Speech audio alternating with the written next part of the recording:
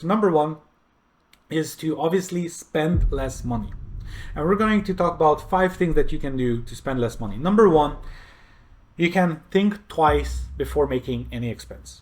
Do not spend on anything as an impulse. So if you see something on, let's say, Facebook, that sounds like a great course or whatever, or if someone tells you, hey, buy this service or anything that looks like it's going to solve your problem or whatever, before you make any decision, sleep on it, right? And you can sleep on it for a day, a week, a month, doesn't matter.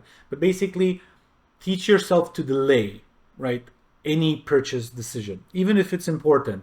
At least one day, sleep on it, think about it, right? And see where you go from there the next day or the next week, okay? Number two, I've taken this lesson from my wife. The way I operate is I like to just move, get the ball rolling, right? And sometimes people, when that work with me, take that as, I'm a little bit easygoing. Like they just say something and I say, okay, sure, let's do it, right? Like I don't consider it seriously. That's false. What I actually want is I want progress. I want momentum. I want someone to come up with a good idea. We think about that good idea. We think about pluses, cons, and so on. We maybe discuss it for 30 minutes and then we get going. Because 90% is execution. It's just 10% is the plan. Because plans always shift, priorities always shift, and so on. So let's execute, let's move. However, when it comes to finances, again, my wife is very good on this. I'll give you just one example. Recently, we own a piece of property in the center of a city where we are. And it's in a little area with multiple other houses and so on. And we wanted to change how pipes go, how water goes, and so on and so forth. It was a project. I don't deal with this stuff. I don't like it. My wife loves it. She's into real estate or things like that. So she was at the time pregnant and she couldn't move. Or she could move, but she didn't want to deal with this. So I talked to someone, a contractor that came and told us, what they're going to do, how much it's going to cost, and so on. I went back to her and I was very excited because the guy obviously knew what he was talking about.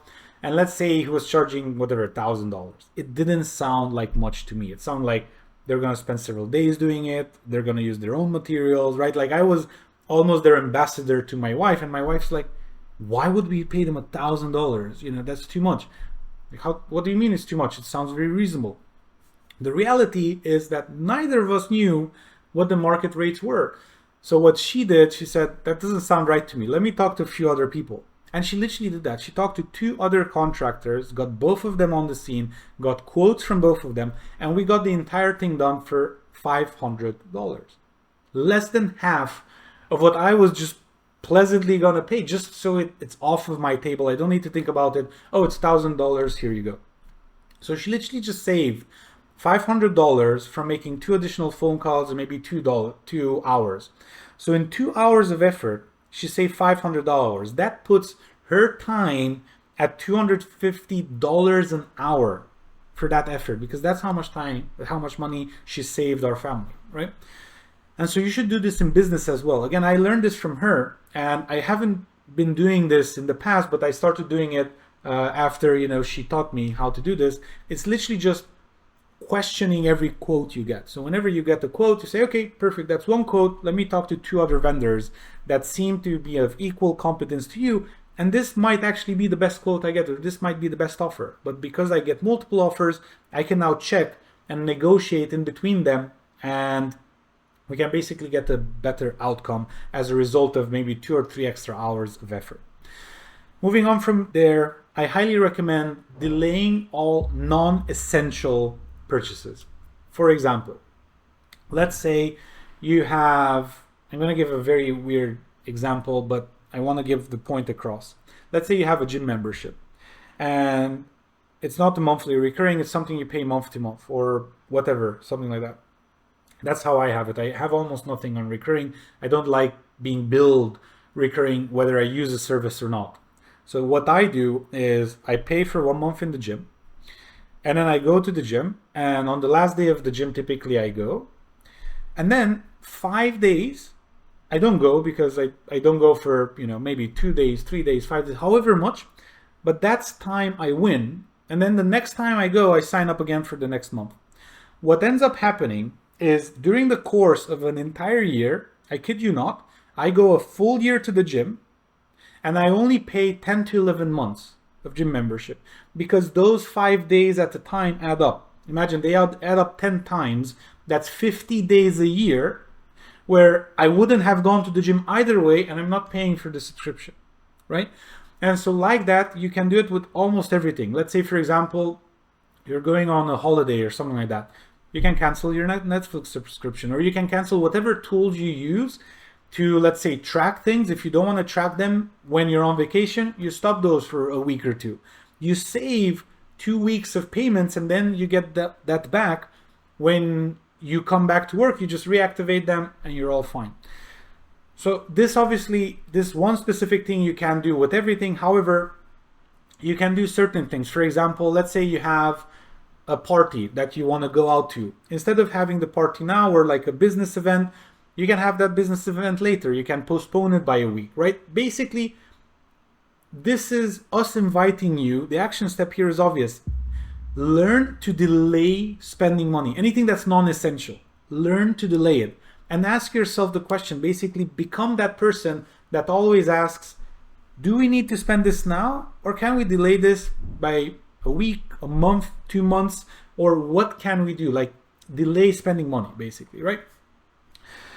Number 4 is spend as much time searching for interest-free payment options for everything that you need. For example, I don't believe in buying phones at full price anymore. Only maybe if they have like huge discounts and sales and you can get a $1,000 phone for $500. Yes, okay, fine, maybe then. However, in the vast majority of cases, if you go to the telecoms provider that you are subscribed to, you can get a phone for almost free. Like you literally you commit to being subscribed with them for another 2 years and they give you a free phone, or almost free. You pay maybe $5 or $10 extra a month, right? Or things like that. You need to do your due diligence, obviously.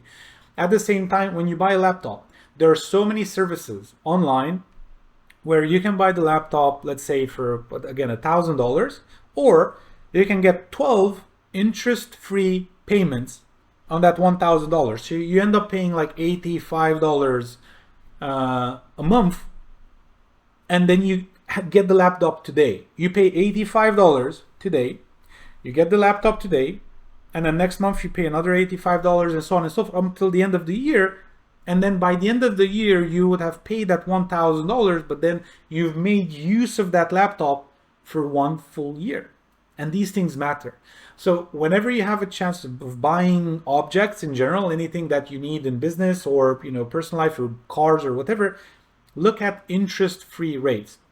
Cars is a bit tricky because there's I don't know if there's such a thing as interest-free, but with items like laptops, phones, or anything online, typically you can get interest-free rates or with very, very small interest, maybe like 2% a year. And it doesn't matter because instead of $1,000 for the laptop, you pay $1,020, but you saved $1,000 for the vast majority of the year, right? And you can so easily make $85 back per month, right? If you're in any business. So the laptop pays for itself from the very first month, right? And so this is how cash flow works. Like you spend less, you delay payments, and then we're going to talk about making more in a second. I'm just going to give you the fifth example on what you can do to spend less. And that is to never buy off-the-shelf prices. So if someone comes to you, an agency, and you want to work with them, let's say they do SEO, and let's say it's whatever, $3,000 a month. And let's say you do what we recommended and get 3 others. And let's say the second agency is 4,000 and the third agency is 5,000, and they'll do pretty much the same thing, like service and quality are the same. So you would obviously go with the $3,000 one. However, you hop on a call with them and say, hey, I want to do this. However, I want to do this for $2,700, whatever, 10% less. And so they might say no. Either it's 3,000, take it or leave it, whatever. However, what you need to do is you need to practice negotiating off-the-shelf pricing. anything that's off the shelf, like, hey, this is $3,000, 2,000, whatever it is, for both services and products. Practice negotiation, practice getting better deals. We have people, for example, that we work with within construction and real estate development and so on, that have negotiated 6% discounts on materials that they buy in bulk, right? And so you might say, oh, 6%, that's nothing. Guess what? For them, it's more than $1 million in savings per year.